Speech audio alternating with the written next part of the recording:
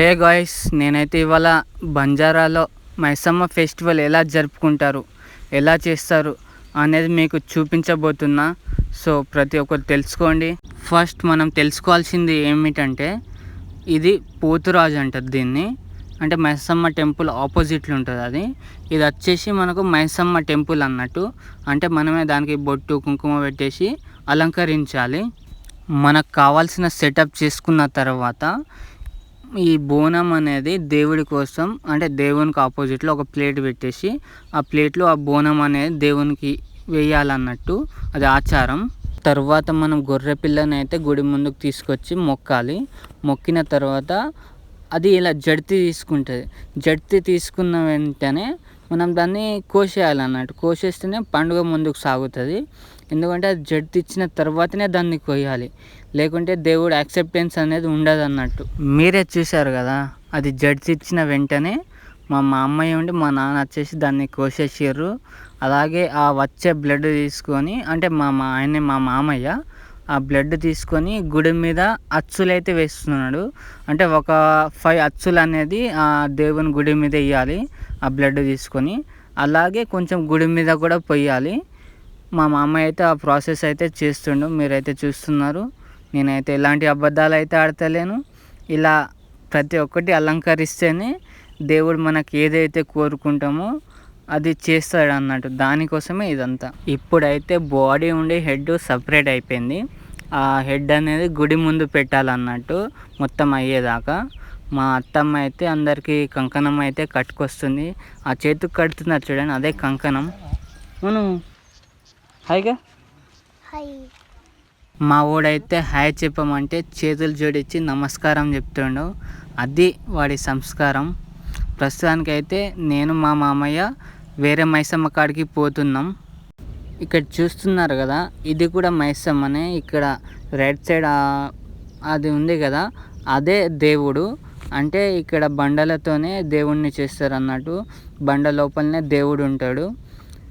So ఏంటిదంటే, ఈ మైసమ్మ అయితే మాది కాదు, ఇది పక్కన వేరే ల్యాండ్ వాళ్ళది. ఆ ల్యాండ్ మేము కొన్నాం కాబట్టి అందులో ఆ మైసమ్మ ఉంది.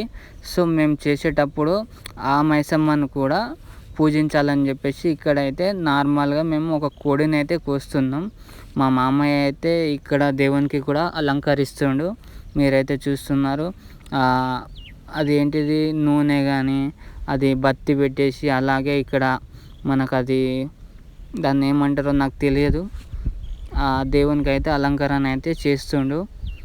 ఇలా పూజిస్తేనే అన్నీ కరెక్ట్ అవుతుంది. ప్రస్తుతానికైతే మేము కోడి అయితే కోసేసినాం. అంటే దేవునికి హలో దడదడో చేయాలి కదా. సో ఈ ప్రాసెస్ మేము పూజ కంప్లీట్ చేసుకొని వచ్చేలోపే మా వాళ్ళు ఈ గొర్రె పిల్లని అయితే మొత్తం పీసెస్ అన్నీ సపరేట్ చేసేసారు. అంటే లోపల పార్ట్స్ ఉంటాయి కదా, ఆ పార్ట్స్ అన్నీ సపరేట్ చేసేసారు. ఎందుకంటే వాటిని పీసెస్ కొట్టాలి కదా. ఈయన మా అత్త కొడుకు, మా బావ, ఈయననే పీసెస్ కొడుతుండు. ఆహా, ఏమున్నాయి, బోటి కూర అంటే ఇదే. కానీ ఇది మనకేంటి అంటే ఓన్లీ పసుపు, అల్లం, నూనె ఇవి వేసేసి నార్మల్గా దీన్ని ఫ్రై చేస్తారు అన్నట్టు. అంటే మా బంజారాల ఇది స్పెషల్. పండుగ చేసే ముందు కర్రీ కన్నా ఇది చేసుకొని తింటాం. మనం మళ్ళీ అయితే గుడి కాడికి అయితే వచ్చేసినాం. ఆ గుడి అయితే అలంకరించిన తర్వాత, అదంతా చేసిన తర్వాత ఇలా ఉంది. దీనికి వచ్చేసి దీని లోపల అవి దీనికి అంటే గుడి లోపల ఉండే దీపం కానీ ఆ కుండలు కానీ అవన్నీ ఉంటాయి. ఇక్కడ వచ్చేసి మనకు అది ఆ రైస్ అనేది ఉందిగా అది, ఇది వచ్చేసి పోతురాజు. ఆ పక్కకే జొన్న రొట్టెలు ప్లస్ కర్రీ అనేది ఉన్నది. ఎందుకంటే ఫస్ట్ దేవునికి పెట్టాలి, ఆ తర్వాతనే మనం తినాలి. అందుకని చెప్పేసి దేవునికి అట్లా ప్లేట్లల్లో పెట్టేసి ఫస్ట్ దేవునికి పూజించాలన్నట్టు. పూజించిన తర్వాతనే మనం ఎవరైతే పండుగ చేసుకుంటున్నామో వాళ్ళు తినాలి. పూజించక ముందు అయితే తినకూడదు. మటన్ కర్రీ అయితే ఉడుకుతుంది, చూస్తున్నారు కదా. ఆ బోటి కర్రీ అంటే అది బోటి ఫ్రై అయితే తిన్నాం, అయిపోయింది. అది మస్తు ఉంటుంది కాబట్టి తినేసినాం, అయిపోయింది. ఇదైతే ప్రస్తుతానికి ఉడుకుతుంది. ఉడికిన వెంటనే తినుడే. నాకైతే ఇది తినాలనిపిస్తుంది. సో తిన్నాక కలుస్తా. Bye friends.